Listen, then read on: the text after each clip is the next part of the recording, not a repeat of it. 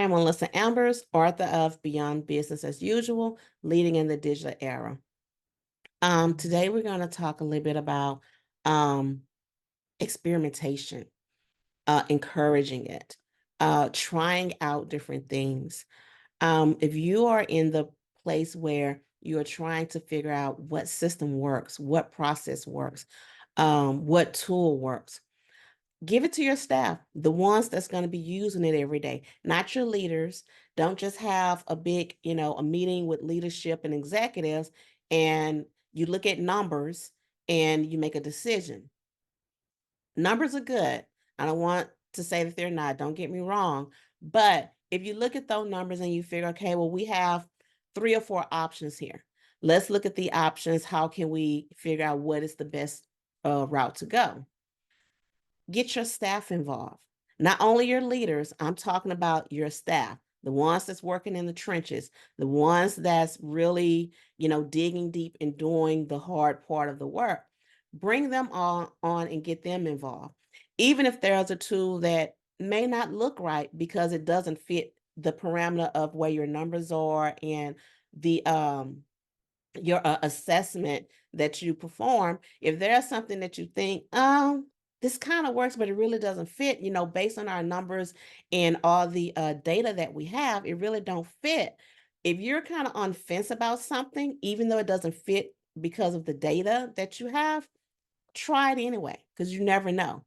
And with encouraging experimentation, it will give you a full-blown view of what's going to happen, why it's happening, and the questions of, um, do we really need this? So, we are in chapter 6 of the book, and the section encouraging experimentation. Innovation often emerges from experimentation.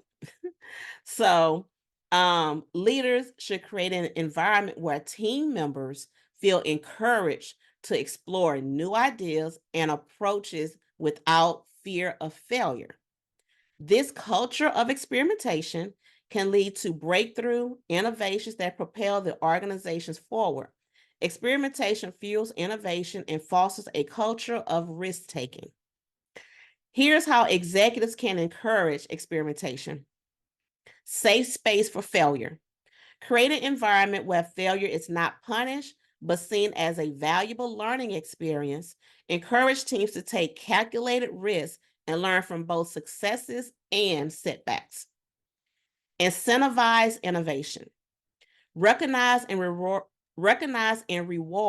innovative ideas and experiments. Offering incentives for creative problem solving can motivate employees to think outside the box. So like I was saying, include your staff, include your employees in this process, because this is how not only are you going to bring them in on the shift and we're getting ready to change, we're making some changes, but you're bringing them in because they're going to help you to make it comfortable for everybody else that you're pushing this out to. A majority of the time in organizations, those decisions are made up top. The meetings are there, everything is done up top. Nobody knows anything until the final decision has been made, where either a memo goes out or leaders are, hey, we got this new system, you're going to be trained on it, and this is when we're going to train, and blah, blah, blah. Right? So what are they to do? Okay.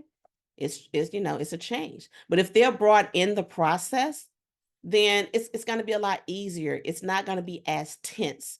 It's not just going to be here it is. We threw it out here. This is what's going to happen. No reasoning behind it, but this is what's going to happen. I need you to get trained on it, and this is what we're going to do on every day. So I challenge you to change the way you're communicating and shifting with your organization and how you're doing some of those things. I'm Melissa Ambers with Beyond Business as Usual, Leading in the Digital Era.